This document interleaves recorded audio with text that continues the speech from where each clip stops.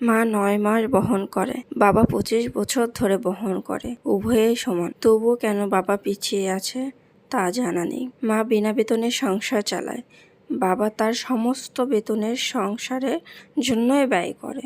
উভয়ের প্রচেষ্টাই সমান, তবুও কেন বাবা পিছিয়ে আছে আসলে তা আমার জানা নেই। আপনাদের জানা থাকলে অবশ্যই বলবেন। বাবা তুমি কই, আমরা একবারও বলি না, সবসময় বলি মা তুমি কই। বাবারা কেন পিছিয়ে থাকবে? বাবা মা দুজনেই সমান। বাবা মা দুজনকেই একরকম ভালোবাসা দিই, একইভাবে সমাজে তাদের মান রাখি। এটাই আমাদের সন্তানদের দায়িত্ব এবং কর্তব্য। বাবা তার ভালোবাসা প্রকাশ করতে পারে না, এই জন্য কি বাবা আমাদেরকে ভালোবাসে না? বাবা আমাদেরকে যথেষ্ট ভালোবাসে এবং কেয়ার করে, কিন্তু আমাদেরকে সেটা বুঝতে দেয় না।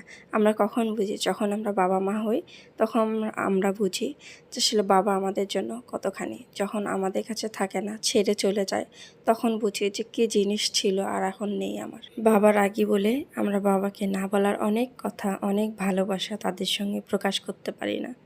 কিন্তু বাবারও তো একটা মন আছে, আমরা চাইলে বাবার সঙ্গে কিন্তু মার মতো সেভাবে সময় কাটাতে পারি।